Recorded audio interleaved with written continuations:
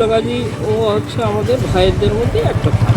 সেই মাদ্রাসা থেকে তাকে তুললো, 2 বছর 3 বছর জেল খাটালো। পরে আব্দুল্লাহকেও দেখলাম গত বছর তুলে নিয়ে গেল। এলাকার লোক সবাই বলতে পারবে ইনি ওরকম কোনো রকম কাজের সঙ্গে কোনো রকম যুক্ত না। এবার খারিজি মাদ্রাসায় উত্তরপ্রদেশের এটিএস এর তল্লাশি। পুরো এলাকা কেন্দ্রীয় বাহিনী দিয়ে ঘিরে ফেলে তল্লাশি করছে এবং বিভিন্ন ধরনের নথিপত্র খতিয়ে দেখছে এটিএস আধিকারিকরা।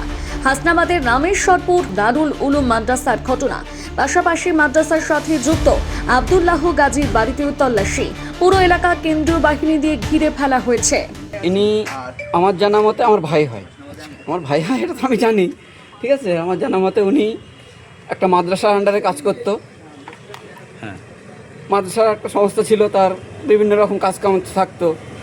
এলাকায় গরিব মানুষদের বাড়ির পাশে কল দেওয়া বা এরকম আমাদের একটা এরকম মসজিদ এরকম ধরনের অনেক রকমের কাজকাম গরিবদের উন্নয়নমূলক কাজবাজ করতো একটা সংস্থার আন্ডারে। তার মাধ্যমে কোনো সমস্যা জড়িত হয়ে যায়, যার কারণে এটিএস এখান থেকে 2 বছর আগে লখনৌ থেকে ওর ছেলেকে তুলেছিল। আবু রায়রার নাম, উনি মাদ্রাসার দেওবান দারুল উলুম মাদ্রাসায় পড়তো। ওখান থেকে ওকে অ্যারেস্ট করে। ওখান থেকে অ্যারেস্ট করার পরে ওর আব্বাজিকে তোলে বাড়ির থেকে। প্রায় 2 বছর মতো জেলে থাকার পরে লখনৌ ছিল। তারপরে বেলটা এখন বাড়িতে আছে। এখন বাড়িতে চারপাশের কাজ করে, আর একটা দোকান আছে, দোকান চালায়। এখন ইডি এসছে, এখন শুনতে পাচ্ছি। কি কারণে এসছে বলছে না, বলছে আমাদের কাছে সার্চ ওয়ারেন্ট আছে, সার্চ করতে এসছি। ইডি আসছে না এটিএস আসছে? ইডি। আমি জিজ্ঞেস করলাম আপনারা কারা, তা বললো ইডি। আচ্ছা, কি মনে হচ্ছে ইনি কি কোনো বেআইনি কাজের সঙ্গে? না না না, একদমই না। এলাকার লোক সবাই বলতে পারবে ইনি ওরকম কোনো রকম কাজের সঙ্গে কোনো রকম যুক্ত না। আব্দুল্লাহ গাজী, আব্দুল্লাহ গাজী ইনি কি করেন এখন? এখন বর্তমান জমি জায়গা আছে, তার পুকুর আছে, সেগুলো চাষবাস করে। আগে কি করতেন? আগে একটা মাদ্রাসার আন্ডারে কাজ করতো। কোথায়, কোন মাদ্রাসা? কালিকাপুর মাদ্রাসা? কালিকাপুর মাদ্রাসা। কি শিক্ষকতা করতেন? শিক্ষকতা করতেন, আবার পার্ট টাইমে অন্য কাজ করতেন। সে কাজগুলো আগে তো বললাম। আব্দুল্লাহ গাজী ও হচ্ছে আমাদের ভাইদের মধ্যে একটা ভাই। আপনার ভাই? হ্যাঁ, আমাদের ভাই। ও দীর্ঘদিন কালকাপুর মাদ্রাসার ডিপার্টমেন্টে কাজ করতো। কাজ করার পরে কী শিখি হলো জানি না। ও প্রথম ছেলেকে দেওবন্দ মাদ্রাসা থেকে, ছেলেটা এবার শেষ বছর পড়া ছিল উত্তরপ্রদেশে। হ্যাঁ, উত্তরপ্রদেশে। সেই মাদ্রাসা থেকে তাকে তুলে তাকে 2 বছর 3 বছর জেল খাটালো। পরে আব্দুল্লাহকেও দেখলাম গত বছর তুলে নিয়ে গেল।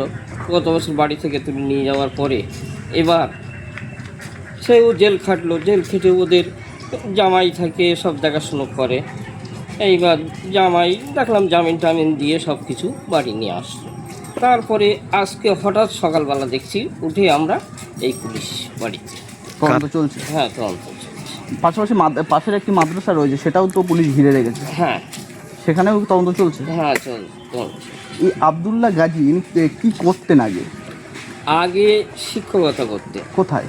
ও কালিকাপুর মাদ্রাসা। আচ্ছা। ওখান থেকে শিক্ষকতা করতে করতে ওদের মানে ভিন্ন সংস্থা থেকে হয়তো কোনো সময় গ্রামে টিউবওয়েল দিত, হয়তো দেখা যাচ্ছে মসজিদ নির্মাণের কাজ এসবগুলো করে দিত। এসব সেবামূলক কাজ, কখনো জামা কাপড় হয়তো বিতরণ করতো, এইসব ডিপার্টমেন্টের কাজ। ইনি কি দেশবিরোধী কাজের সঙ্গে যুক্ত ছিলেন? না, আজও অবধি কোনো দিন ওই সব কোনো দেশদ্রোহ ওসব আমরা জানতে পারিনি। যেহেতু যেহাটা সে হাফেজ মাওলানা, সে কোনোদিন দেশদ্রোহ কাজ করতে পারে? এটা কিভাবে? এখন কি জন্য এসছে পুলিশ, কি মনে হচ্ছে?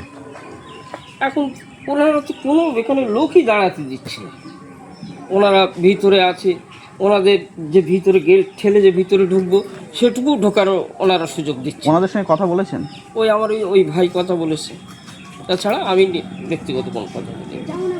কারণ আমাদের সব পাশাপাশি সব ভাইদের বাড়ি। কখন থেকে তদন্ত চলছে? এ তো দেখছি সেই সকাল 7টা থেকে চলছে। আরো ভালো ভালো খবর দেখতে সাবস্ক্রাইব করুন বাংলা হান্টের ইউটিউব চ্যানেল। বাংলা হান্টের আরো খবর দেখতে নজর রাখুন। বাংলা খবর মানেই বাংলা হান্ট।